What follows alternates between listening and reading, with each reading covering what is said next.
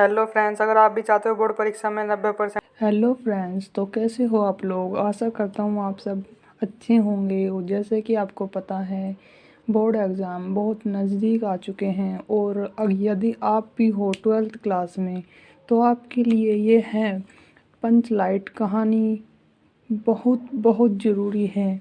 तो मैं आज आपको बताने वाला हूँ पंचलाइट कहानी का सारांश। ज़्यादा समय ना लेते हुए फ्रेंड्स, हम करते हैं अपनी क्लास आज की शुरू। तो पंचलाइट कहानी का सारांश। रामनवमी के मेले में इस बार महत्तम टोली के पंचों ने एक पेट्रोमैक्स खरीदा। इस पेट्रोमैक्स को गांव वाले पंचलाइट कहकर पुकारते थे। तो गांव वाले क्या कहते थे? पंचलाइट।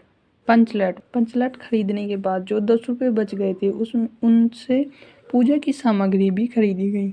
10 रुपये बचे पंचलाइट खरीदने के बाद, तो उन्होंने उससे पूजा की सामग्री खरीद ली। सबको पंचलाइट आने की प्रसन्नता थी। इस खुशी में कीर्तन का आयोजन भी किया गया।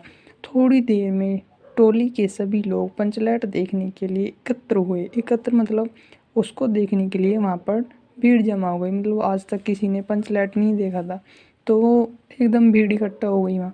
लेकिन प्रश्न यह पैदा हुआ कि पंचलाइट को कौन जलाएगा। अब वो पंचलाइट जलाना नहीं जानते थे गांव वाले, तो उनके मन में ये विचार आया कि पंचलाइट जलाया कौन। खरीदने से पहले किसी के दिमाग में यह बात नहीं आई थी। यह निर्णय हुआ कि दूसरे पंचायत के आदमी की मदद से पंचलाइट नहीं जलाया जाएगा।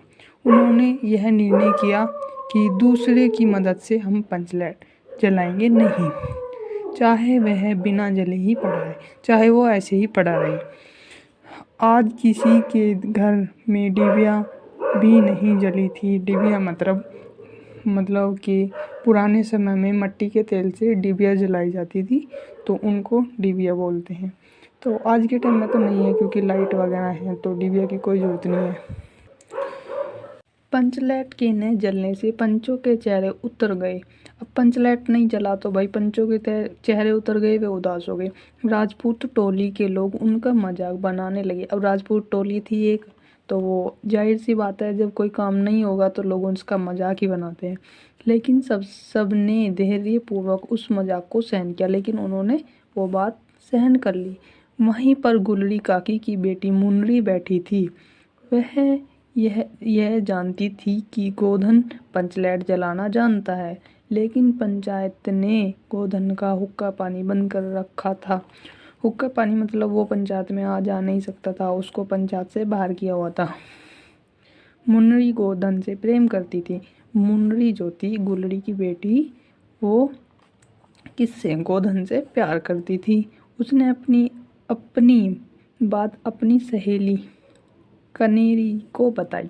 उसने ये बात अपनी सहेली को बता दी, कनेरी ने यह सूचना सरदार तक पहुंचा दी कि गोधन पंचलाइट जलाना जानता है। अब उसने यह बात कनेरी ने सरदार तक पहुंचा दी कि भाई पंचलाइट जलाना गोधन जानता है। सभी पंच सोच विचार में पड़ गए कि गोधन को बुलाया जाए अथवा नहीं। अब वह यह सोच रहे हैं कि पंचायत में गोधन को बुलाएं या नहीं बुलाएं। अंत में उसे बुलाने का निर्णय हुआ। मतलब उन्होंने कहा कि हम उसको बुलाएंगे। सरदार ने छड़ीदार को भेजा, लेकिन छड़ीदार के कहने से गोधन पंचलाइट जलाने के लिए नहीं आया। अब सरदार ने जो है भाई, वहाँ पे एक छड़ीदार था। छड़ीदार मतलब कोई बूढ़ा व्यक्ति होगा, तो ज़्यादा बूढ़ा भी नहीं होगा, मतलब छड़ीदार को उसने भेजा, तो उनके कहने से वो नहीं आया। आखिर गुलरी काकी गोधन के झोपड़े में गई। मतलब झुग्गी झोपड़ी वाले जो घर होते हैं, मतलब पहले ऐसे ही घर होते थे, तो उनको झोपड़ी बोलते थे। झोपड़ी में गई और उसे मना ले आई, तो गुलरी काकी उसको ले आती। गोधन ने पंचलाइट में तेल भरा। तभी गोधन ने पूछा कि स्पिरिट कहाँ है। स्पिरिट का नाम सुनकर सभी लोग उदास हो गए। अब स्पिरिट कहाँ है उसने यह कहा, तो सभी लोग उदास हो गए, क्योंकि उनको पता नहीं था कि इसमें स्पिरिट भी यूज़ होती है। वैसे मैं आपको बता दूं कि स्पिरिट डॉक्टर की दुकान पे मिलती है, जो चोट वगैरह साफ़ करने पे लगाई जाती है। तो वो पहले इसमें जलाने के काम भी आती थी, पंचलाइट जलाने के काम आती थी। ठीक है फ्रेंड्स, तो यहाँ तक क्लियर होगा आशा करता हूँ आपको समझ आ रहा होगा। मैं स्लो ही पढ़ा रहा हूँ, ज़्यादा तेज़ नहीं। पढ़ भी रहा हूँ, मैं खुद भी याद कर रहा हूँ और आपको भी करा रहा हूँ। इससे अच्छी बात नहीं है कोई। छोड़िए ये सब, आगे बढ़ते हैं। लेकिन गोधन ने अपनी होशियारी से गिरी के तेल की सहायता से ही पंचलेट जला दिया। अब गोधन ने क्या किया, अपनी होशियारी से गिरी के तेल से वो जला दिया। पंचलेट के जल जाने पर सभी लोगों ने प्रसन्नता की लहर दौड़ गई। सभी लोग बहुत प्रसन्न हुए। प्रसन्नता की लहर दौड़ना मतलब अति प्रसन्न होना, बहुत प्रसन्न होना, वे बहुत खुश हुए। लोगों के दिल का मैल दूर हो गया। कीर्तनीय लोगों ने एक स्वर में महावीर स्वामी की जय ध्वनि की, मतलब उन्होंने कीर्तन शुरू कर दिया और कीर्तन शुरू हो गया।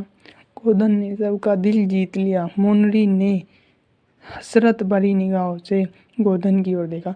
मुनरी जो थी गुलरी की बेटी, उसने हसरत भरी निगाहों से गोधन की ओर देखा क्योंकि वह उससे प्यार करती थी।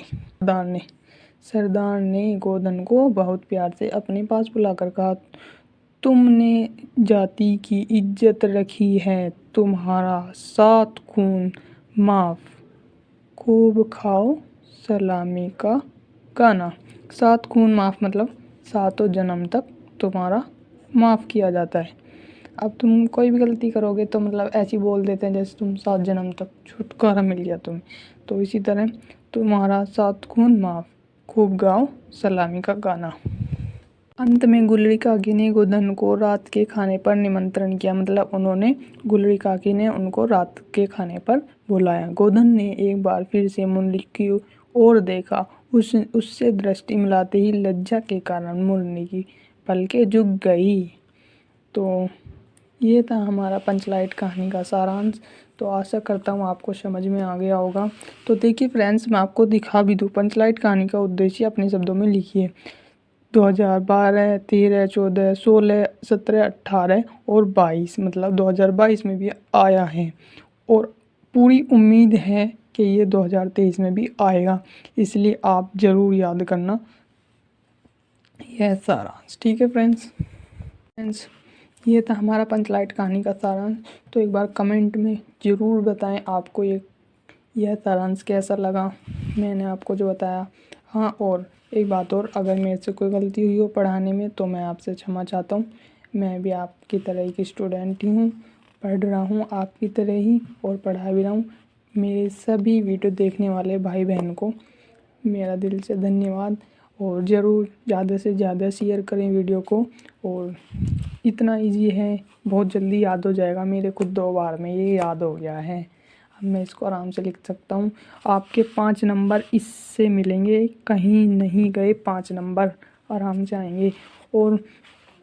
और फिर इससे अगली वीडियो में मैं दूसरा कहानी लाने वाला हूँ, तो उसके लिए भी वेट कीजिए और इसको शेयर कीजिए ज़्यादा से ज़्यादा। Thank you. ये वीडियो आपको अच्छी लगी हो तो please like, comment and channel को सब्सक्राइब ज़रूर कीजिए।